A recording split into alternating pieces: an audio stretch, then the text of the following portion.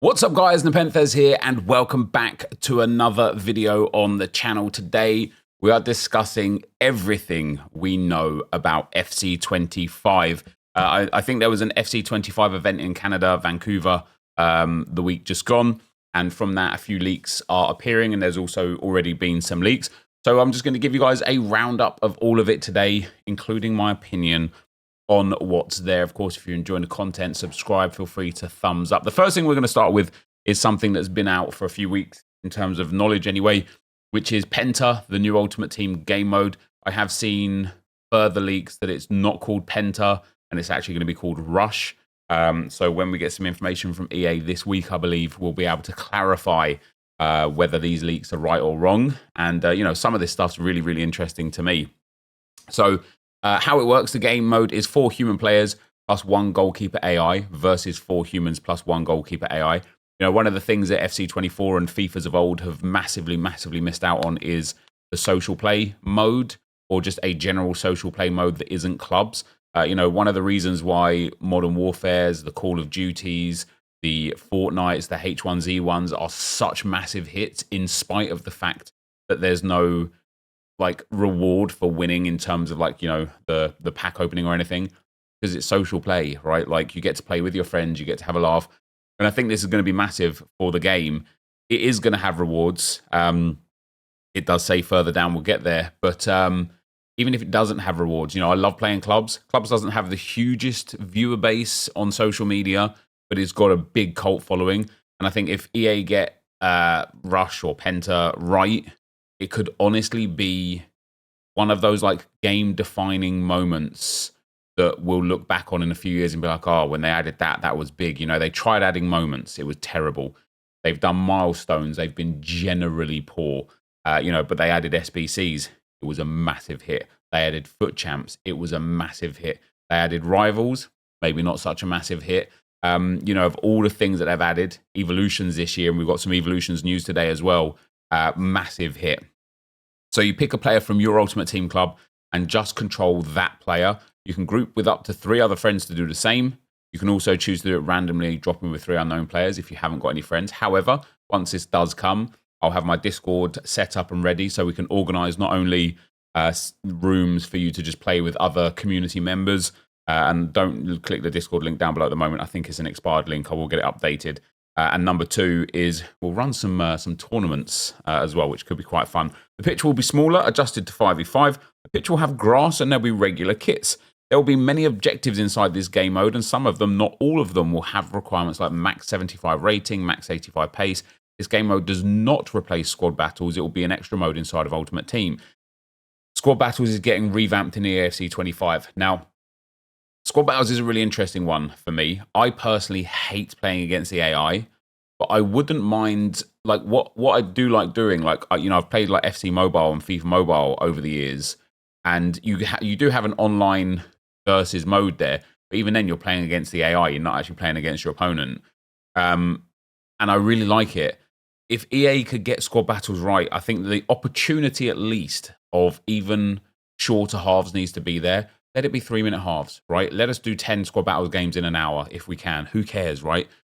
If people want it at 4 minutes or 6 minutes because, you know, maybe they're not as good at the game or they're trying to do multiple objectives or they just enjoy playing squad battles, let them change it too. But squad battles needs to be less of a, is 40 or 32 games you can play this week. Play them, don't play them, get your rewards, don't get your rewards, who cares? There needs to be more of a journey within squad battles itself. And it's definitely a mode that, you know, a lot of people love playing career mode. A lot of people love playing Football Manager. A lot of people love playing like FC Mobile. EA can definitely kind of capture all of those elements that people like or love and put them into squad battles and let people enjoy the game the whole way through. But after that, we have got FC25 new upgrades to evolutions, much more broad restrictions for Evos, which means you can finally Evo your favorite player, much more Evos throughout the year, which is quite interesting because I already feel like we've actually had a lot this year and a lot more than I thought that they were going to give us this year. Be able to customize how you want the card to look from background, color, sound effects, and more. That is a really good because some of the green card designs are terrible. And B is really good because it means they will be like rewards from Rush or Penta, whatever it's called. And so it's I love the fact that we're going to get more from Evos. You know, Evos have been a big part of my experience of the game this year. I tried to focus a couple of series around Evos, and those series just came unstuck very, very quickly because I'm sitting there with, you know, like 84 rated cards in March because I can't Evo them anymore. So I'm really happy that EA are doing more with Evos. And it says to me two things. It says to me, first of all, Evos were a hit. Like I said, SBCs were a hit. We got more and more and more in SBCs. You know, Foot Champs was a hit. EA have obviously seen Evos as a hit because even though I like Evos and a lot of my community like Evos, sometimes you catch yourself in an echo chamber where everyone around you telling them they're great, you're thinking they're great, so you think everyone thinks they're great, but there's a much wider audience of people that might have absolutely hated Evolutions. And so the fact that EA are focusing on them again for next year means that they were a hit. And the reason why that's good, really good, is because it means that they got retention and a revenue from Evolutions. Obviously, the paid Evos are there. I don't really like encourage people to spend FIFA points on packs. If you want to, it's your money. You do what you want. If it gets dangerous, genuinely seek help. Right, get the help that you need if you're kind of spending rent money or bill money on FIFA points. If you have excess income and disposable income and you want to spend it on FIFA points to open packs, you do you. We all spend our money on dumb stuff. This is no different. If you get that enjoyment out of it, if this is your entertainment, you do you. What I was really surprised about when I asked my community, you guys, of course, or if there's a wider audience watching this because it's FC25 related, what I was surprised about is the amount of people that actually spent money on Evolutions was far, far, far higher than I expected. And of course, I was just asking like a small group of a few thousand people on stream, had they spent money? And hundreds of people had. And that really surprised me. It's not surprising, but it did surprise me. And the reason why it's not surprising is because when EA offer like an Evolution that's 100,000 coins or 1,000 FIFA points, you can even play those tournaments and earn some FIFA points in FIFA, FC, whatever. But, you know, 1,000 FIFA points is like, what, 7 or 8 quid? Instead of 100,000 coins, which, you know, in this game, coins are far more valuable than basically anything other than FIFA points. It's, you know, it's not surprising that people did go and spend on it. So what I can see, what I anticipate this year is we will have much more Evos and more paid Evos with bigger paid Evos. And listen, I'm about it because I'll teach you guys how to get the coins and do it without spending money. But for those people that do spend money, that's great. But like I say, one of the things I think is massive in terms of this game's trajectory over the next sort of 3 to 5 years is EA having another revenue source that's not store packs. Because as we well know, store packs are scandalous, right? They just genuinely are. But again, if you want to spend your money on them, you do you, right? Entertainment is scandalous in many forms. So it's not, you know, we're not picking on people here. Excuse me. But one of the biggest things, obviously, that I hated about the store at the moment is actually that it's untradeable. Like, you know, there's the odd tradables packs here or there. They're generally terrible value for money. But the untradeable packs are actually generally all right value for money. Some of them more so, some of them less so. There's some that have actually been very good value for money and coins, you know, like kind of pertinent to where we are in the game cycle. And one of the things I hated about that is there was no place to store big duplicates. You were just forced to either use them in something you didn't want to use or throw them away. That has been rectified by this. Duplicates in EAFC 25. Untradeable duplicates in EAFC 25 team can be transferred to some kind of SBC storage space for probably up to 100 players. What are your thoughts, Dub? And it's like we had it in FIFA 18. We had a World Cup duplicate storage section, and it was just 100 spaces there. And the reason why it's good is twofold. Number one, you can actually save it. Let's presume it is 100, right? Let's say it is 100. I think it should be unlimited, and I'll get to what I think it should be shortly. But let's presume that it is 100. If you kind of like want to save for a big icon or a big SBC, and you get loads of high-rated duplicates, you can start putting them in a duplicate storage, save your 89s, your 90s, your 91s, multiple 87s and 88s. So when that SBC comes down, you can just take them all back, dump them all into the SBC, and start saving again. I think is a brilliant thing for EA to do. Also, if you're just lazy, you can like open a couple of packs. Let's say you've got like 10 packs there, you Foot Champs rewards, and you've got like a load of duplicates. You can just send them all to the duplicate storage, and then once you're done, like opening your packs, you can then deal with them after. That's also brilliant. In terms of like building player picks and things like that, or whatever it may be, you can like really like it will just change the efficiency levels of how people play on their accounts, which I think is absolutely brilliant. What I think EA should do, and I know they won't do this because they'd be paranoid of hoarders and the very, very minute group of people that will kind of like try to use it to break the game and break the system, is the way consumables are stored. If you have one contract, you just have a contract in your contract section. If you have 10 contracts, that one contract just has a 10 on it. If you have 1,000 contracts, it just has, well, it actually have a 999 on it, but you can have unlimited consumables. You could just store them because they're not really there. It's not taking up server space. Players should be the same. If you've got a Martinez and you pack another one, you should be able to send him to club. And now you've just got a Martinez 87 with a little 2 on his name. And it's like, why not just let it be like that? Like, I know EA don't want that, because I can imagine, at least from my experience, and let me know about yours, of how many cards you've thrown away. I throw away, especially when I'm like in a full grind or menu grind and stuff like that, I throw away hundreds and hundreds of cards per day. Imagine if I could just store all of them, and then use them efficiently through other upgrade SBCs and stuff like that. I'd have everything. I'd have literally everything. And EA don't want that. Even though I think that's the way it should be, EA don't want that. But listen, duplicate storage is much needed, if anything, just to preserve the kind of like massive store packs that people are getting where they've got nothing to do with their duplicates. Now, according to Foot Police Leaks and /FC, official FC25 Evolution card designs, we've obviously already read that we're going to be able to change the Evolution designs, which is great.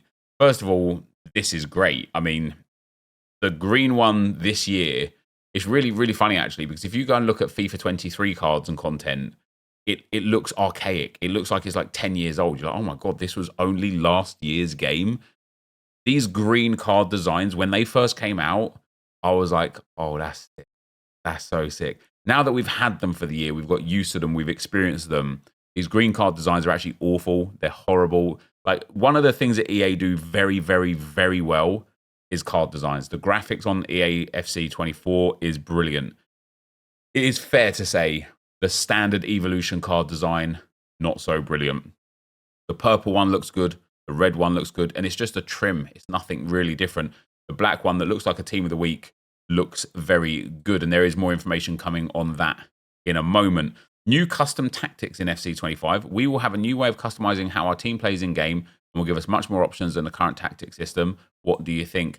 For me, things like this are always interesting because, as we know this year with the 4-3-2-1, the press and depth mechanics, issues, tactics, whatever, corner tactics, what else was broken this year? Like the deep lying playmaker tactic being untrackable in game. Like, more tactics, sometimes like less is more. Sometimes simple is better. And what I like, I always like kind of look on the sour side, let's say. But I'm just concerned, I suppose, that inevitably what's going to happen is more tactics means more exploits. So eventually we're just going to find some more exploitative tactics, and that's all everyone's going to run. And it's actually quite funny because the commenter under here says, sounds good, but feels like it just increases the likelihood of there being one optimal way to play. That's exactly what I'm referencing there. Didn't 99% of pros just run 4-3-2-1 with similar instructions this past weekend? And that's like what he says there is absolutely right. An optimal way to play. More tactics kind of like lowers the gap of what you can do for it to be perfect. And it won't take long for people to figure it out. And it probably will like vary throughout the course of the game cycle as it has this year. But I think rather than more tactics and new tactics, I would prefer EA worked on balancing the current tactics. However, with that being said, the formation setup that we've got right now, archaic. You know, we don't even have. There's like so many formations that we could have that we don't have. There's so many ways of playing that we could have that we don't have. So maybe it'll be a good thing, and I'm just being a bit negative. Rivals rewards in EAFC 25. Rivals rewards in Ultimate Team will change from a win-based system to a points-based system. Draws will no longer be a waste of time. What are your thoughts? Is this a dub? Now, a lot of you guys don't actually remember or don't even know because you wasn't playing FIFA when it was this way already. But this is how your rivals used to be. At the moment, you've got Division 10 up through Division 1, and that's just division-based. And then you've got Elite, and that's skill-based. The way it used to work is it was just skill-based. You would start on like 450 skill ranking or whatever, and as you won, you'd get points and you'd go up the rankings, and if you lost, you'd drop points and you'd go down the rankings. And the way it would work was however many points you had would be what would attribute you to the division that you're in. The problem with that system wasn't actually the sandbagging, because we've had sandbaggers this year as well. People have sandbagged themselves loads this year. The problem with that system was the rewards were terrible comparative to each division. There were genuine weeks or months when they had updated them here and there because they didn't update them very often. There were weeks and months where finishing in Division 4 was quite literally better rewards and better returns than finishing in Division 2 or Division 1. And that's just not how it should be. And so, first and foremost, this isn't changing to a new system. This is seemingly going back to an old system. One of the problems with that system was people used to drop loads of skill rating all the way down to Division 8, 9, 10 at the start of the week, play themselves back up to get their points, to get their like best rewards on the way back up, and then find a division that had the best rewards. And it usually was Division 4.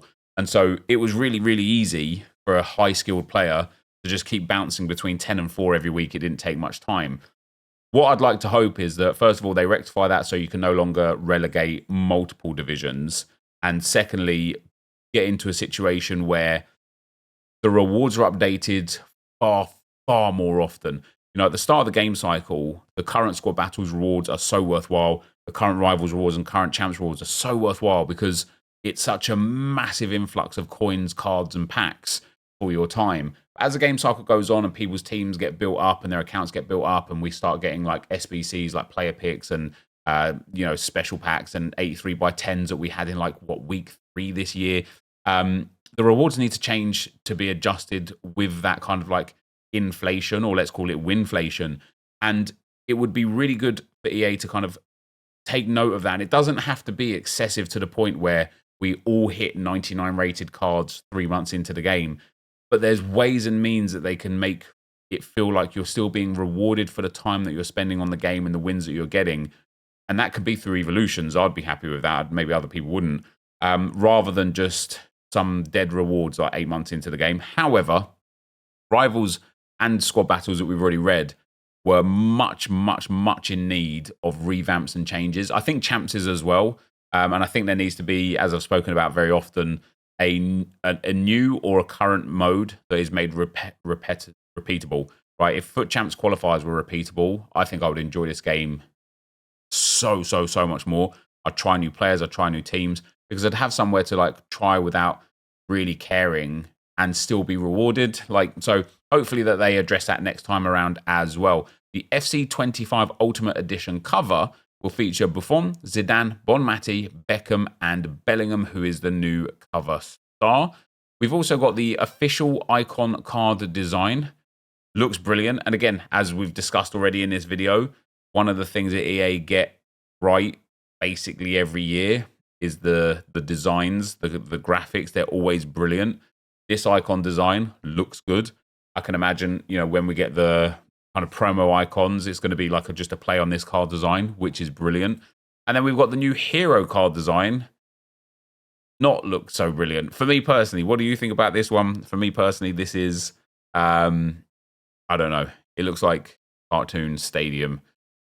I'll tell you what, actually, fair to say, some of the heroes this year as well, I don't like the base heroes, like these ones, these orange heroes with their like really horrible pictures. Let's go to the players and go to the hero rarity. I just want regular heroes. Ultimate Team Heroes. That not work there. Heroes. UT Heroes. There we go. Apply filters. Oh, it's not even working. Either way, the heroes this year, you know, some of them were just like Alex Scott, for example. Her base card, this in game, I believe, is like shrunk down and tiny, but it just looks, for me, it just looks horrible. It just looks horrible. So this new hero design also doesn't really pique my personal interest. And then the official Team of the Week card design as well, guys, is right there. Looks cool. As I say, it reminds me of the, yeah, it's that Bellingham card there. So looks like we're going to be able to evolve players into card designs. If we're in control of that, that's going to be amazing. More customization. Again, when we talk about Fortnite and the social play, one of the other things that people love on Fortnite is the skins and the customizable options when just playing with their character. Obviously, we can't necessarily customize.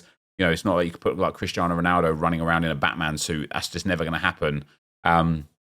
However, Cristiano Ronaldo's card, when you score a goal, you know, having an animation on the ground or having an animation on the screen, being a different color, different trim, like that sort of stuff, it would be amazing for this community if we had more control over that. It would, even if people had the same team, it would still feel different because your customization would be different. But for today, guys, that is all of the FC24 news that I've seen leaked. If you've seen any more, feel free to tweet me or Instagram, DM me, or whatever the case may be, whatever social platform you use. But for today, thank you guys very much for watching. Hopefully you enjoyed it, and I will see you next time. I'm out. Peace.